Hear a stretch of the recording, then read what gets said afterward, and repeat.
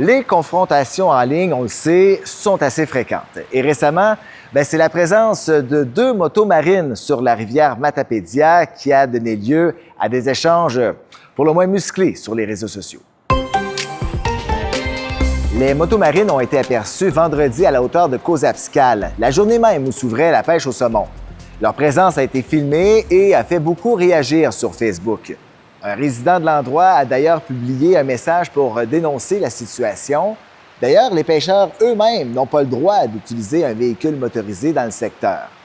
L'internaute a précisé qu'il y a de nombreuses fosses à saumon dans ce secteur-là et que la rivière sert de frayère au saumon de l'Atlantique. En période estivale, la profondeur d'eau dans la rivière Matapédia est assez faible.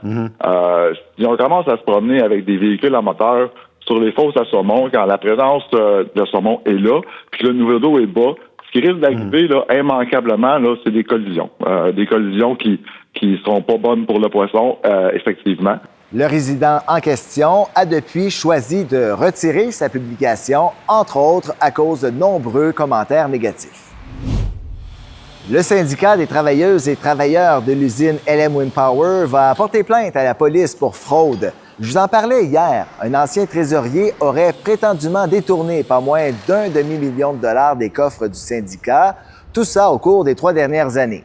Selon la CSN, plusieurs stratagèmes auraient été utilisés pour dérober de l'argent, par exemple des rapports bancaires falsifiés, de fausses signatures et des faux chèques.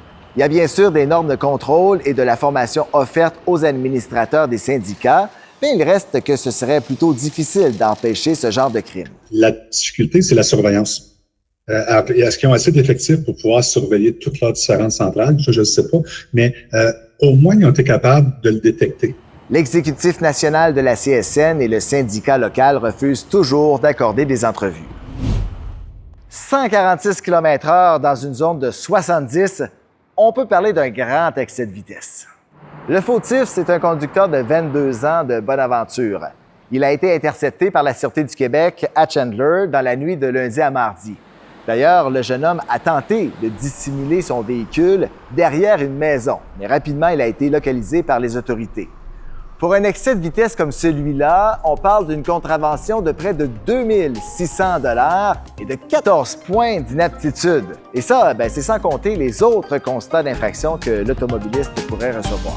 Donc, soyez prudents sur les routes et à demain.